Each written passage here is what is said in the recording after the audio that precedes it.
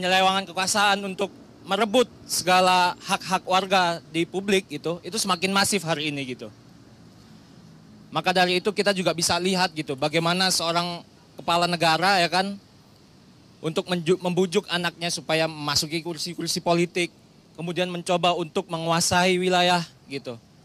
Sebentar lagi Jakarta juga masuk di daerah khusus Jakarta gitu, bukan lagi ibu kota gitu. Di mana kewenangan habis ini justru presiden lah yang ingin menguasai, yang memiliki wewenang gitu.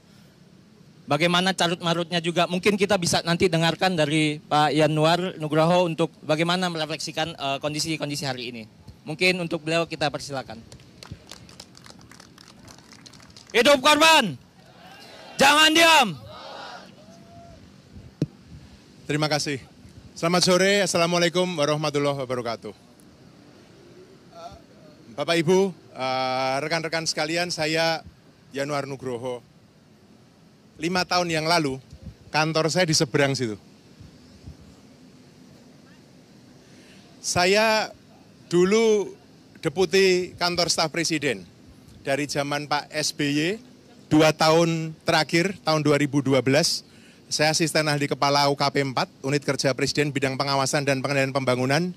Lalu saya menjadi deputi kantor staf presiden, kantor saya tepat di seberang bangunan ini.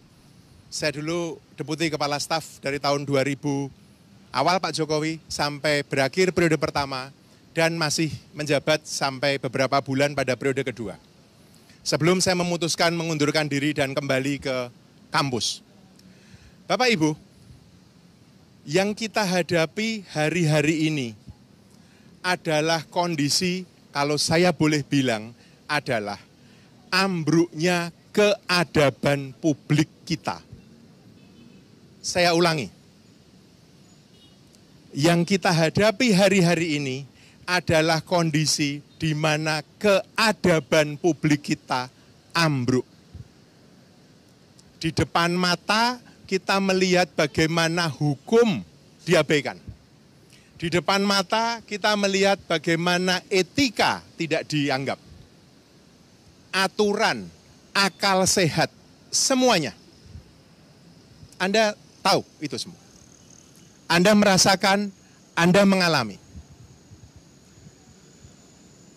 Yang membuat kadang-kadang, mungkin saya salah, tapi yang membuat kadang-kadang kita merasa tidak berdaya adalah ketika keadaban itu dipahami sebagai proses menang kalah, mayoritas minoritas.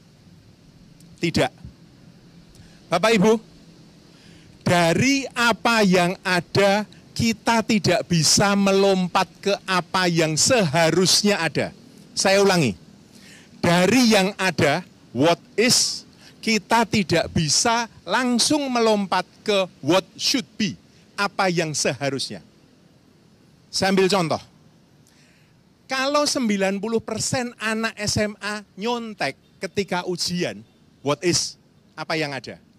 Tidak bisa Anda buat what should be, kalau begitu nyontek diperbolehkan. Siapa yang mau mendebat? Saya ulangi. Dari what is, Anda tidak bisa lompat ke what should be. Dari yang ada, kita tidak bisa melompat apa yang seharusnya ada. Kalau masyarakat datanya mendiamkan pelanggaran, bukan berarti pelanggaran diperbolehkan. Kalau mayoritas masyarakat memilih pemimpin pelanggar HAM dan perusak etika, bukan berarti pelanggaran HAM dan menginjak-injak etika itu dibenarkan. Silakan debat saya. Itu yang saya sebut dengan remuknya keadaban publik kita.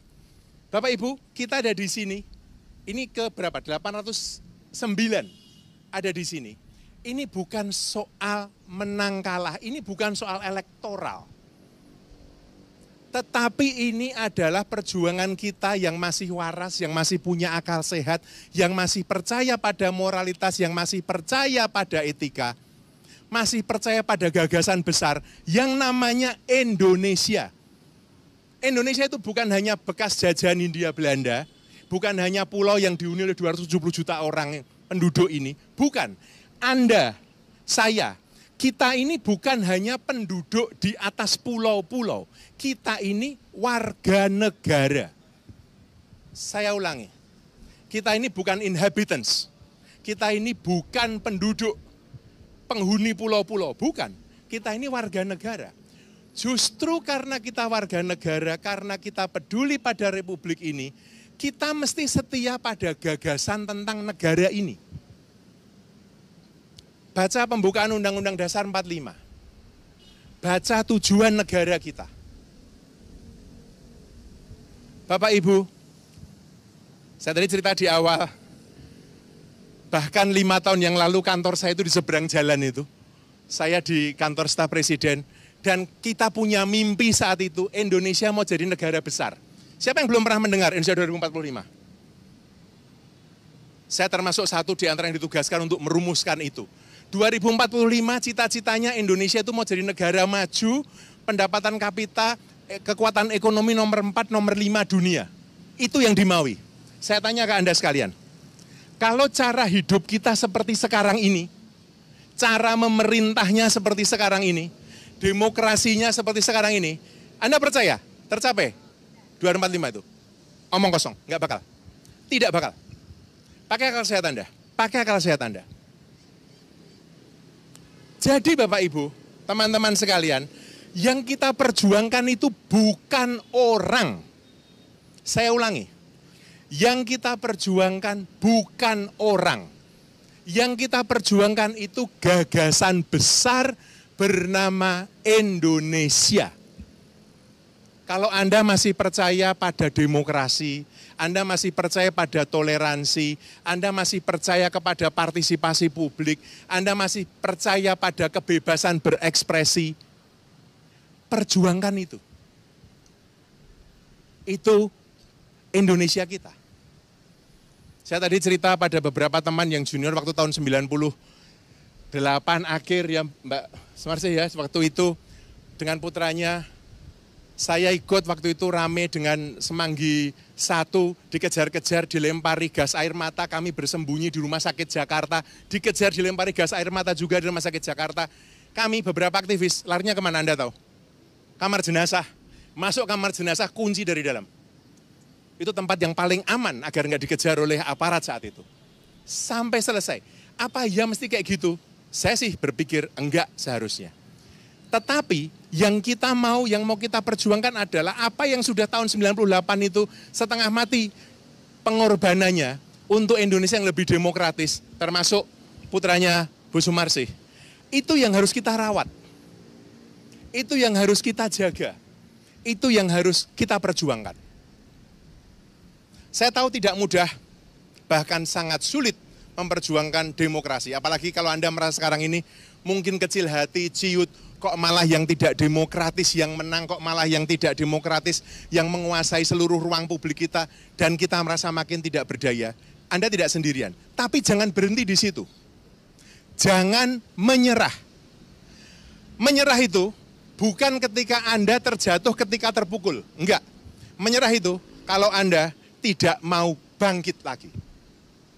Hidup korban. Jangan diam. Terima kasih Pak Yanwar. Oke, sekali lagi. Hidup korban. Jangan diam. Hidup korban. Jangan diam. Oke kawan-kawan, dari sini kita bisa lihat bagaimana situasi adab dari politik-politik yang terjadi di hari ini. Bagaimana para pejabat-pejabat kita, bagaimana para politikus kita yang tidak punya adab ketika ingin mencoba untuk menjadi kepala daerah gitu, yang ingin menguasai gitu. Termasuk juga bagaimana adab seorang anak muda yang harusnya mereka justru mengedepankan ide-idenya, gagas-gagasannya, bukan mengandalkan kekuatan dari orang tuanya, mengandalkan ekonomi ke orang tuanya gitu. Untuk ingin menguasai menjadi kepala daerah, bupati atau caleg dan lain-lain. Anak muda itu harus kaya akan gagasannya gitu. Justru itu yang harus mereka perdebatkan.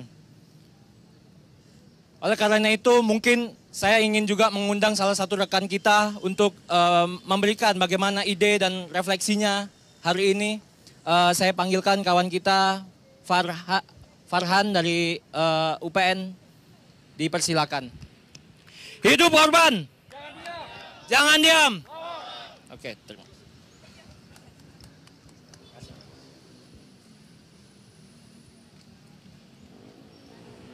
Ya, Assalamualaikum warahmatullahi wabarakatuh. Selamat sore teman-teman semua. Saya Fahran Wahyudi, saya mahasiswa UPN Veteran Jakarta. Di sini saya mewakili sebagai anak muda. Saya anak kelahiran 2001. Saya bahkan belum lahir waktu Orba ditumbangkan. Saya dulu 2019 itu saya sudah bisa memilih. Saya sudah punya hak pilih. Saya memilih Pak Jokowi waktu dulu 2019. Kenapa? Karena yang saya pikirkan saat saya belajar, saya kuliah, itu adalah militer tidak boleh kembali ke pemerintahan. Kita harus kembali dipimpin oleh sipil. Pak Jokowi menjanjikan bahwa akan menegakkan HAM, akan menuntaskan kasus HAM masa lalu. Dan yang lawannya adalah terduga pelaku. Tentu saja kita semua terpikat dan tertarik untuk mendukung Pak Jokowi. Saya pilih Pak Jokowi. Namun saat ini kita dikecewakan. Janji-janjinya dan janji manisnya tidak ada yang dilaksanakan. Bahkan sekarang berada di barisan terduga pelaku pelanggaran HAM. Yang mana itu mungkin atau pasti sangat menyakitkan hati dari keluarga korban. Saya sangat menyayangkan, bahkan saya sangat menyesali kenapa saya waktu itu gak golput aja ya. Kenapa saya harus memilih? Ternyata harapan yang saya taruh di pundak Pak Jokowi hilang begitu saja.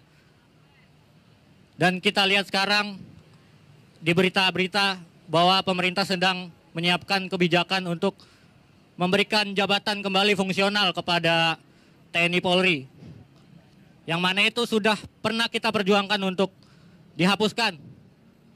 Kita harus kembalikan lagi TNI Polri ke barak. Namun pemerintah yang menjanjikan untuk menuntaskan pelanggaran-pelanggaran itu malah mengembalikannya lagi.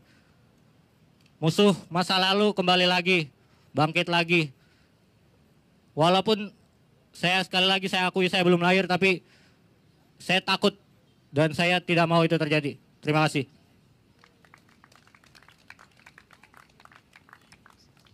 Oke, terima kasih Farhan. Hidup korban! Jangan diam! Hidup korban! Jangan diam! Oke, kawan-kawan semuanya, kita bisa lihat juga bahwasanya apa yang disampaikan Farhan tadi untuk mengingatkan juga gitu bahwasanya anak muda ataupun orang-orang muda yang hari ini bahkan orang yang bahkan misalkan belum lahir di banyak peristiwa-peristiwa sejarah di Indonesia itu bukan mengharuskan untuk Anda tidak memiliki nilai-nilai kemanusiaan. Atau kalian juga nggak bisa beralasan bahwasanya kalian harus menolak adanya peristiwa-peristiwa sejarah itu. Tidak bisa menutup mata seperti itu saja gitu. Artinya apa? Kawan-kawan anak-anak muda ini juga harus melek gitu.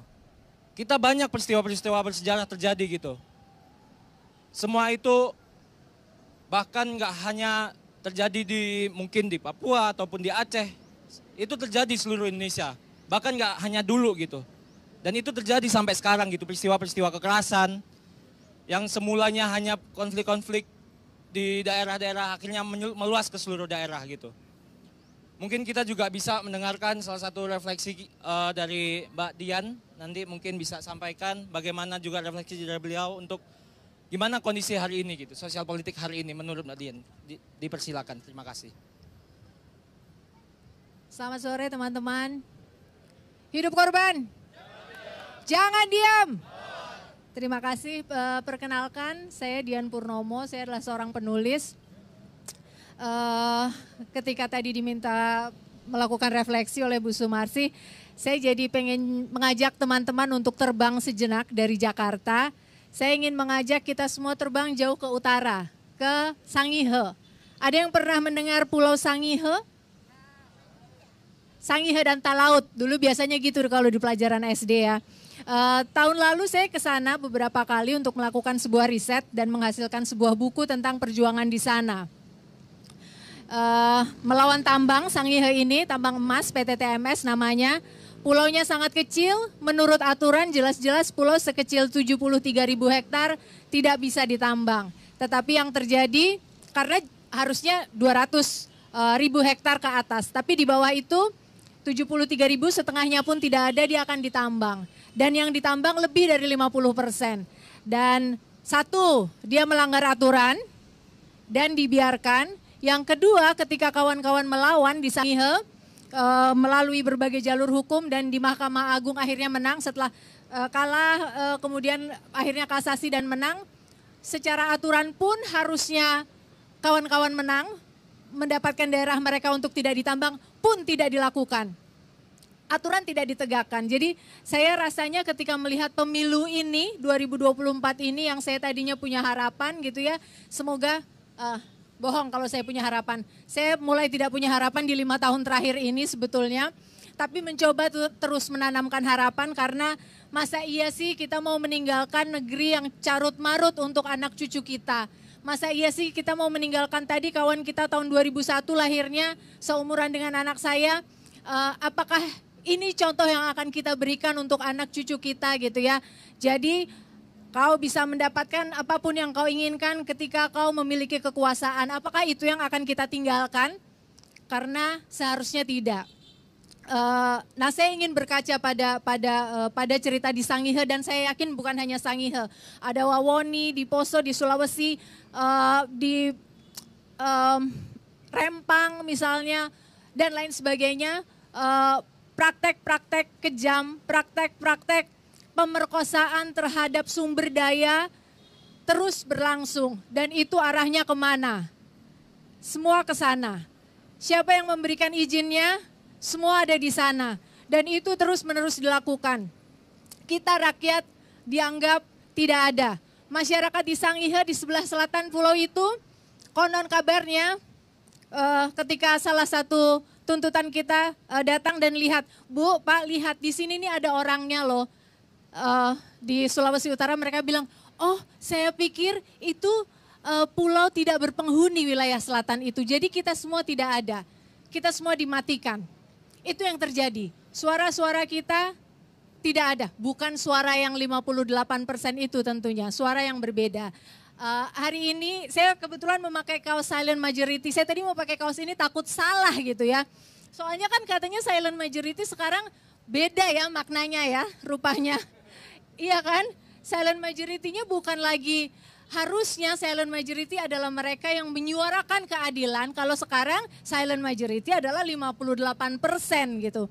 Semoga saya tidak dimaknai seperti itu. Tapi saya tadi jadi nyari loh makna silent majority itu sebenarnya apa sih? Di antaranya adalah rupanya kelompok yang memilih tidak mengungkapkan dukungan mereka secara terbuka. Kita diam, kita terbuka aja nggak dianggap gitu ya. 809 kali berdiri di sini terbuka ngadep langsung di depannya, nggak dianggap. Apalagi kalau kita diam, kira-kira lebih nggak dianggap lagi nggak? Iya kan? Jadi karena saya penulis, yang saya lakukan adalah menulis. Beberapa minggu yang lalu, Mas Erik pernah waktu itu di sini dan bilang bahwa kita bisa bersuara dengan apa yang kita punya. Beliau adalah kebetulan fotografer, maka menyuarakan dengan foto. Saya menyuarakan dengan tulisan. Jadi saya yakin teman-teman di sini mungkin sekarang anak muda ngonten ya istilahnya. Kita suarakan aja itu gitu. Nggak apa-apa yang baca teman-teman kita sendiri, yang lihat, yang nonton teman-teman kita sendiri. Tapi dari situlah sebenarnya kita bisa membuat si silent ini no longer being silent gitu. Karena kita teriak-teriak nggak didengerin, kita mau melawan pakai cara apa lagi gitu sebetulnya. Kurang lebih itu yang ingin saya sampaikan dan saya berharap kita tidak menghitung perjuangan ini dengan angka. Angka kita mungkin tidak seberapa gitu, tetapi jiwa yang kita lihat di sini. Bulan puasa loh, untuk yang puasa ya, berdiri di sini, datang ke sini, ini menunjukkan bahwa hati kita masih ada, perjuangan kita masih ada, cinta kita sama negara ini masih ada. Hidup korban! Jangan diam!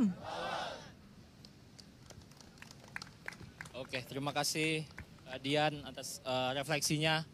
Sekaligus juga menekankan bahwasanya kita mesti ingat juga gitu, seperti apa yang tadi Pak Yanwar sampaikan gitu, bahwasanya Indonesia ingin memiliki cita-cita yang Indonesia maju gitu. Percuma kalau misalkan Indonesianya maju, tapi rakyat-rakyatnya masih banyak yang digusur, banyak pulau-pulau kecil yang seperti yang dikatakan Mbak Dian tadi di Sangihe, coba untuk dikuasai oleh korporasi. Banyak peristiwa-peristiwa kekerasan, penggusuran seperti yang terjadi di Wadas, ataupun hari ini yang terjadi di Pakel. Kawan-kawan di sana mengalami kesusahan. Indonesia maju itu bukan masalah ekonomi doang yang naik gitu. Tapi gimana setiap ada persoalan-persoalan di warganya, mereka bisa diselesaikan dengan cara yang akuntabel, yang memihak bagi dan adil bagi seluruh warganya gitu. Tapi apa? Hari ini apa gitu? Banyak konflik-konflik itu tidak terselesaikan dengan jelas, tidak adil. Percuma kalau misalkan Indonesia maju, pemimpinnya siapapun itu bisa membawa ekonomi Indonesia naik gitu. Percuma gitu. Ayonya kekecilan. Makanya kita juga tadi apa yang disampaikan oleh Mbak Dian, kita harus terus berpegangan tangan karena nggak ada keadilan ataupun apapun itu yang bisa kita capai kalau bukan kita sendiri yang mengambilnya. Bukan kita lagi yang merebutnya gitu. Mungkin saya juga ingin mengundang kawan kita dari mahasiswa Unpad, Haikal, dipersilakan, terima kasih. Hidup korban! Jangan diam! Siap, terima kasih. Selamat sore kawan-kawan. Hidup korban! Jangan diam! Ya kawan-kawan, perkenalkan saya Haikal, mahasiswa dari Universitas Pajajaran. Alhamdulillah saya senang sekali bisa datang ke ibu kota. Kemarin Ibu Sumarsi menghubungi saya, meminta apakah bisa hadir.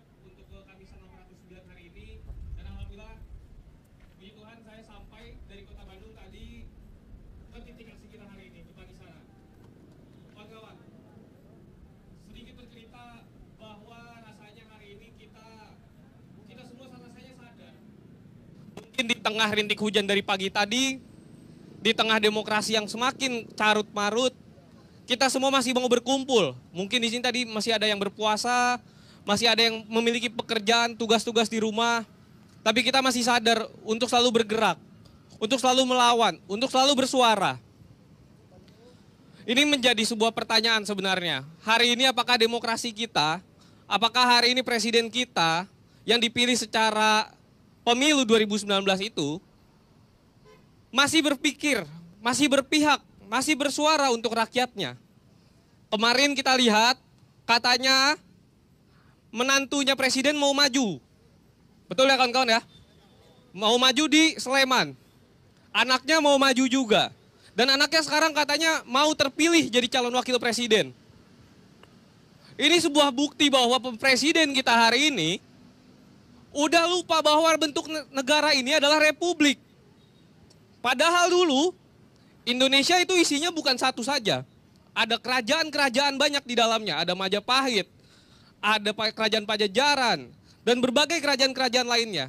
Tapi karena kita punya semangat yang sama, punya spirit perjuangan yang sama, akhirnya terbentuklah jongjong di setiap daerah yang akhirnya 1945 menjadikan negara Republik Indonesia. 1945 dan kini 2024 Republik Indonesia ingin dibuat menjadi sebuah kerajaan Indonesia oleh presidennya hari ini. Sepakat tidak kawan-kawan? Kita tidak boleh sepakat karena itu bentuk pelanggaran, bentuk pengkhianatan terhadap cita-cita bangsa. Hari ini presiden yang mungkin hari ini sedang makan enak tidak sadar bahwa rakyatnya juga sedang susah, berasnya sedang mahal, pangannya sedang sulit. Apalagi mau menyambut Idul Fitri. Presiden tidak peduli. Pernah tidak dia bersuara tentang hal tersebut? Pernah tidak dia turun langsung ke rakyat menyelesaikan? Dan hari ini, presiden lagi-lagi membuktikan bahwa mungkin Indonesia tidak akan bertahan lama. Di tengah pengaruh buruknya, di tengah pengaruh negatif yang presiden berikan. Ini menjadi catatan bahwa Indonesia pernah memiliki demokrasi yang kelam di 2024 ini. Ini bukan berarti akhirnya perjuangan kita, ini bukan bertanda bahwa kita harus menyerah. Justru di momen inilah kita harus membalikan keadaan, di momen inilah kita harus menyadarkan rakyat. Rakyat hari ini sudah sadar, tapi sayangnya masih terkotak-kotakan. Rakyat hari ini sudah sadar, tapi sayang belum ada yang menyimpulkan. Maka ini tugas kita bersama. Setelah ini mungkin saatnya kita untuk bergerak bersama rakyat, bersama buruh, bersama petani, nelayan, dan elemen seluruhnya untuk bergerak bersama. Tidak perlu lagi kita bergerak berdasarkan elemen kita, tidak perlu lagi kita bergerak berdasarkan ego kita masing-masing. Mari saatnya kita turun ke jalan bersama, karena di depan mata kita ada perusak demokrasi, penghalang konstitusi, yaitu Presiden Jokowi. Sekian dari saya, hidup korban. Jangan diam. Terima kasih. Wassalamualaikum warahmatullahi wabarakatuh. Oke, terima kasih Haikal. Hidup korban! Jangan diam! Hidup korban! Jangan diam! Oke, kawan-kawan semuanya, terima kasih Haikal. Kita juga harus terus mengingat bahwasanya setiap tempat kita juga harus bersolidaritas kepada kawan-kawan. Karena di aksi Kamisan ini juga mungkin nggak hanya di sini, mungkin di seluruh daerah, mungkin ada di Aceh, di Medan, dan juga mungkin ada di Jogja, di Bandung, semua yang sedang Kamisan hari ini. Kita harus tetap melihat gitu, bagaimana nilai-nilai kemanusiaan juga harus kita dorong gitu. Terutama di bulan Ramadan ini juga ingin kita sampaikan bahwasanya teman-teman kita di luar sana seperti di Palestina juga masih mengalami kesusahan yang sama gitu. Mereka juga masih mengalami situasi kekerasan sampai hari ini. Mungkin saya ingin memanggil kawan kita Sarah untuk memberikan refleksinya.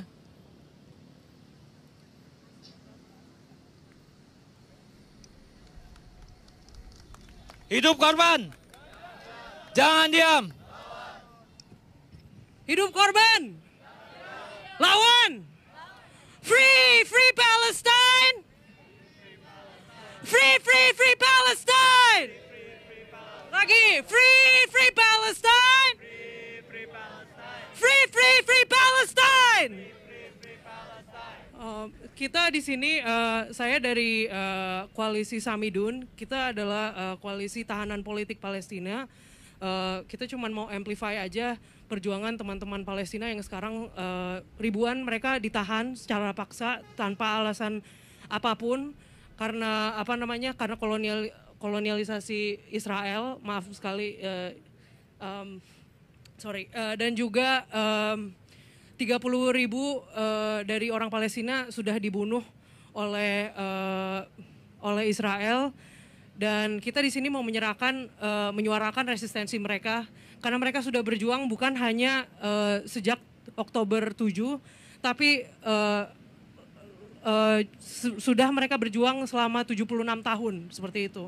Dan apa yang terjadi di sana kita harus selalu menyuarakannya di sini karena nyatanya di Indonesia banyak juga oknum-oknum yang tetap memperjualbelikan senjata-senjata dari Israel. Masih tetap kita menormalisasi hubungan kita dengan Israel, masih tetap kita mempunyai idealisme imperial. Kita masih melihat organisasi-organisasi dari Amerika, dari Eropa sebagai organisasi yang kita harus lihat ke atas gitu. Tapi nyatanya keadilan itu untuk kita semua, keadilan itu untuk semua jenis orang, dan makanya kita tadi mendistribusikan selebaran tentang resistensi Palestina dan apa yang sudah mereka lakukan di penjara dan juga di luar dari penjara, karena nyatanya penjara itu bukanlah tempat untuk manusia, mungkin teman saya bisa melaborasikan.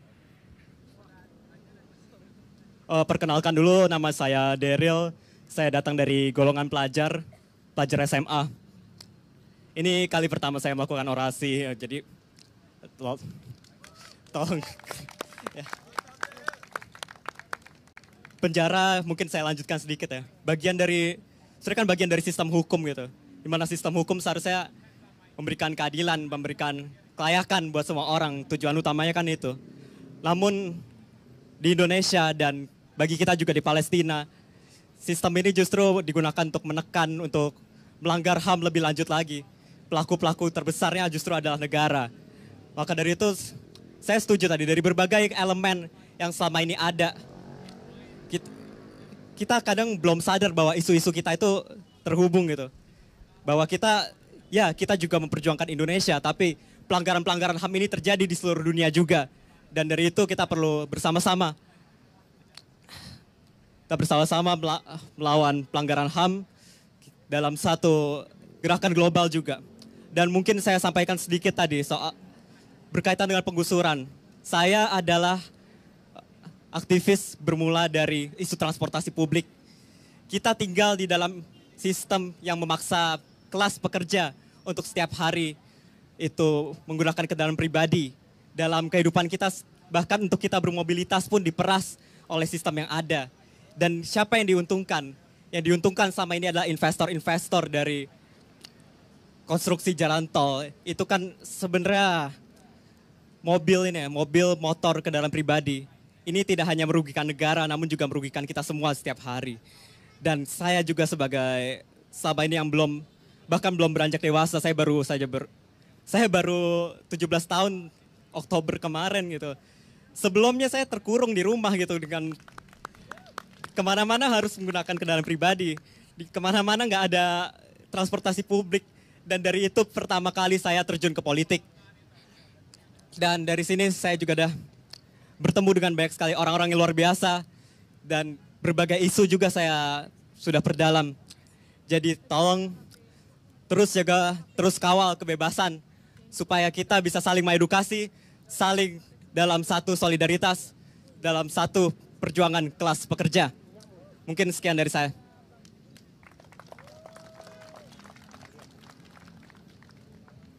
Baik, terima kasih. Hidup korban! Jangan diam! Hidup korban! Jangan diam! Oke, terima kasih untuk semua kawan-kawan yang sudah berefleksi di aksi Kamisan ke-809 ini di tanggal 14. Sebelum saya tutup di aksi Kamisan ke-809 ini, mungkin saya ingin memanggil kawan Mita untuk memimpin doa. Kawan Mita dipersilahkan. Oh, mau ada yang refleksi dulu? Oke. Mungkin masih ada yang mau refleksi sejenak, mungkin kita bisa dengarkan.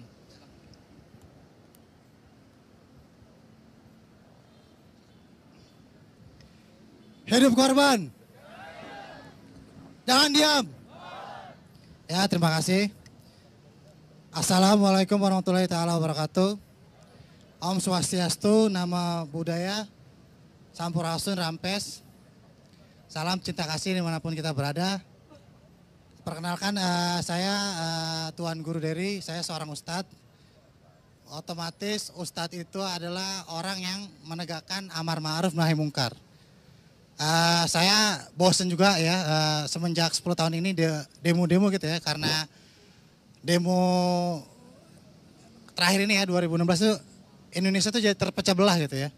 Tadinya kita akur-akur aja, saya punya teman yang non-Islam ya, jadi terpecah begitu. Kalau nongkrong tuh nggak asik gitu ya, terlalu kaku gitu. Sampai akhirnya saya ingin menjadi presiden gitu, karena 10 tahun belakang ini saya demo-demo gitu. Demo-demo awalnya itu saya hanya simpatisan di kuliah saya di Front Aksi Mahasiswa. Kemudian saya memutuskan jadi jurnalis. Kemudian saya ikut aksi demo, sampai akhirnya saya memutuskan untuk menjadi presiden. Nah, teman-teman bisa ngecek akta saya di MK 186/PAN.MK/2018. Di situ petitum saya ingin mengkonversikan ambang batas presidensial threshold sebanyak 20%. Gitu. Kalau dikonversikan sebanyak 28% itu kira-kira sebanyak 25 juta KTP begitu. Nah, saya tuh ngumpulin tuh dari 2018 sampai sekarang baru terkumpul 54 KTP. Hidup korban. Jangan diam. Nah, lihat gak keresahan saya ini.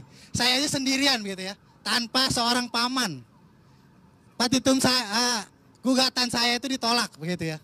Tapi ingat, banyak golongan kecil mengalahkan golongan besar, begitu ya. Di Al-Quran David mengalahkan Goliat ya. Perang Badar itu 313, lawannya hampir 30 kali lipat. Jadi teman-teman di sini jangan sampai itu menyerah gitu. Jangan ada titik nadir gitu ya. Karena perjuangan kita itu adalah perjuangan yang akan menghasilkan begitu ya. Sekalipun ini tidak berhasil, percayalah ya. Bagiku ini langkah pasti, hari-hari esok adalah milik kita. Terciptanya masyarakat sejahtera, terciptanya tatanan masyarakat untuk Indonesia tanpa korban. Tanpa korban ya. Ini karena simpatnya saya hanya simpati nih ya. Maka saya ingin menghibur teman-teman semua nih. Boleh minta tepuk tangannya, boleh? Ya. Ini saya ingin melakukan apa ya? Aksi puitisisasi ya terhadap orang yang bukan orang ya. Kal an'am balhum adol, bahkan dia lebih sesat dari binatang. Ini lebih tepatnya orang yang jauh atau syaitan ya. Semoga kita semua di sini nggak ada yang namanya syaitan ya.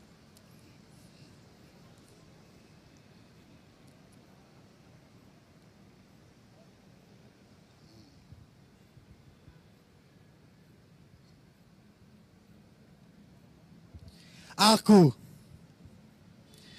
kamu, dia, mereka, kami,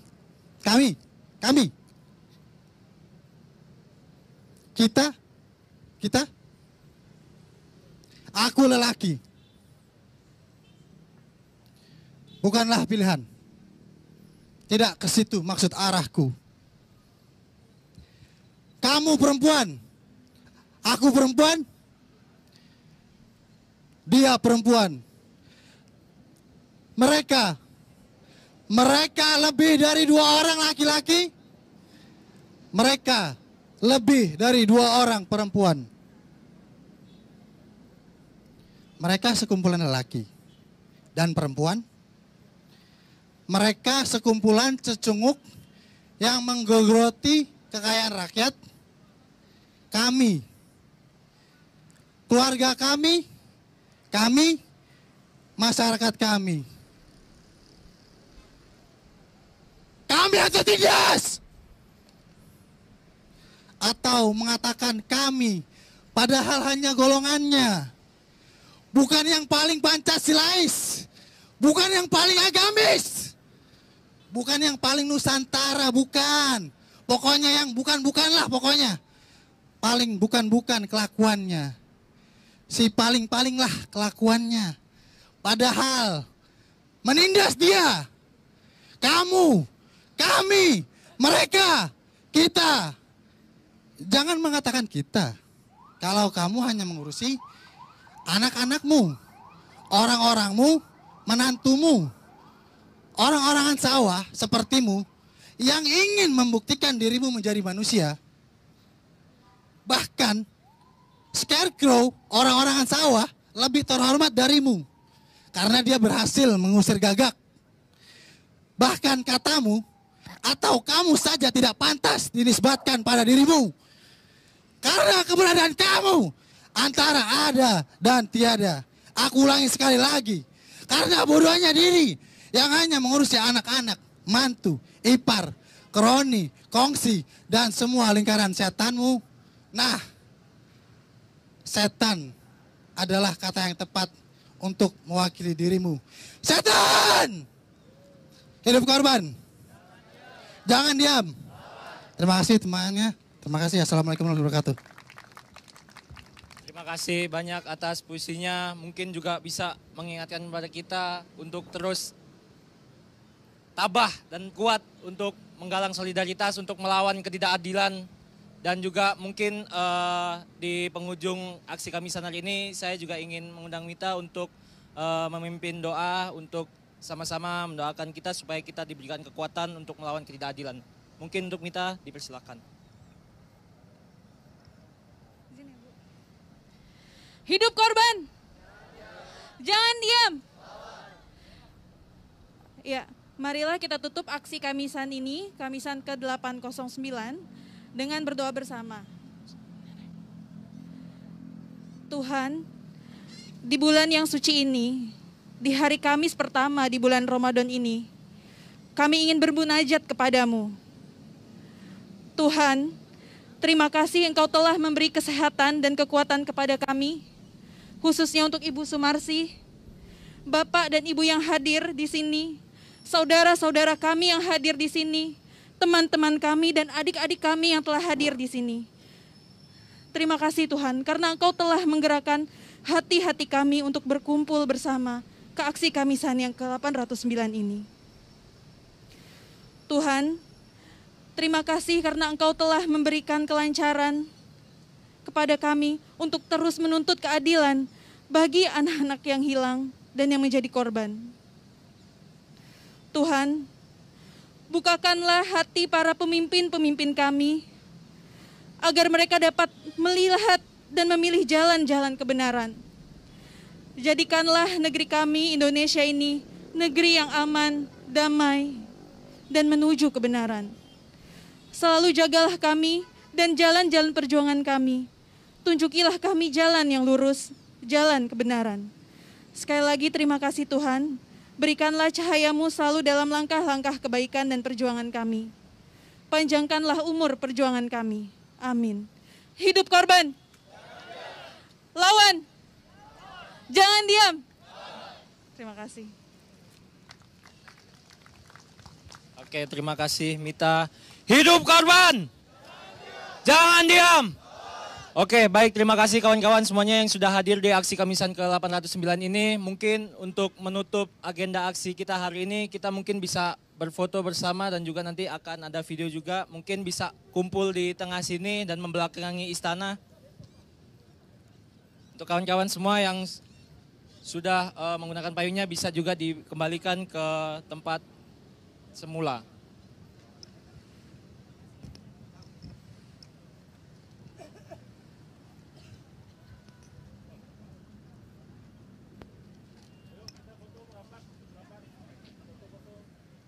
Baik, kawan-kawan silakan merapat ke depan. Ini Mbak Tika Bisono. Bisono dan aku sering nyekar.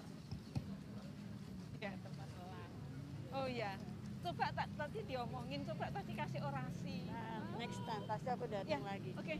Nanti kapan-kapan disapa nanti saya minta supaya Kak Sinta. Ini isu internasional. Iya. Iya, betul, internasional. Sehat nggih. Iya. Luar biasa loh. Ayo foto Karena dulu, Ibu, di Mbak mana? Tika dan kawan-kawan. Iya. Iya. Iya. Enggak. Di belakang aja. Di belakang saja. Enggak. Saya enggak pernah di depan. Bareng-bareng kita. Bareng-bareng kita. Bareng-bareng kita. Nggak mau, maunya di sini. Oke, kawan-kawan semuanya siap yang ingin memfoto silakan. Tangannya mungkin sambil tangan kirinya dikepalkan. Mbak, tangan kiri, Mbak. Bisa ngepal gak?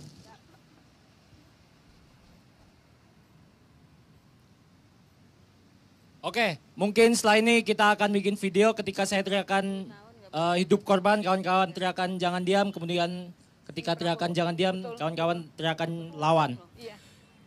Hidup korban! Jangan diam. Jangan diam! Lawan. Hidup korban! Jangan diam. Jangan diam! Lawan. Oke, terima kasih kawan-kawan, tepuk tangan semuanya.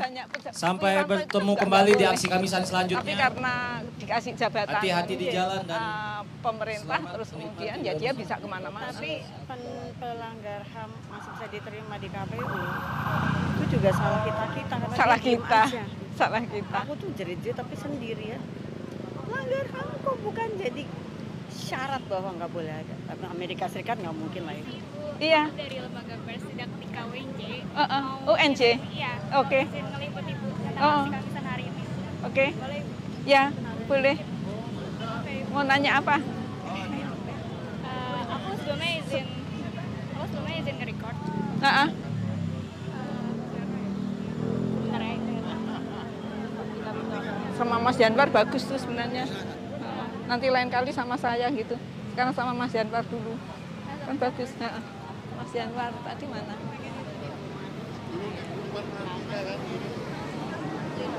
Kemana tadi? Maaf. Itu tuh yang foto itu. Yang foto yang gini. Yang foto bertiga yang gendong tas. Yang gendong tas. Diwawancara aja dia. Dia ini dosen, dia dulu di istana. Wawancara dengan itu aja dulu nanti dengan soalnya dia kan ini apa namanya jarang, nggak mungkin dia ke sini lagi.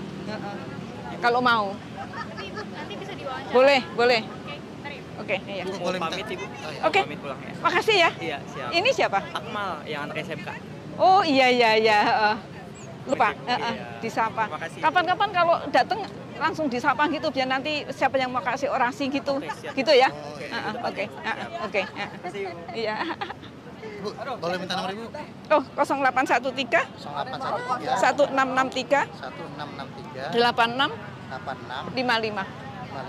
Nama panjang Ibu? Hah? Nama panjang Sumarsi. Ibu? Sumarsi. apa? Ya, Sumarsi aja. Siap. Ya. Nun sewu Bu, 0813 1663 86 55. Bu, nanti mau ada kegiatan sama Pak Erik, Pak Edi nanti Ibu ikut ya? Insya Allah tanggal 25. Oh gitu. Iya, mudah-mudahan nggak bersamaan dengan acara yang lain. Iya. Ya, mari. Ya. Ibu Sunar. Sumarsi. Iya. Oh ini sudah. Dari mana Pak? Betul, saya juga ngeliat, iya. Saya sering lihat. Sudah sering kemari. Saya dari kampus tadi. Oh kampus. UI Salemba. Oh gitu, yang ini ya tadi ya, yang seruan moral itu ya. Cuman tadi saya protes karena Bapak yang namanya siapa? Kan ada itu. saya nyong, tapi tadi Bukan jadi pembicara. Pembicara tadi guru-guru besar. Oh. Cuman tadi saya protes karena ibu mungkin jadi saksi karena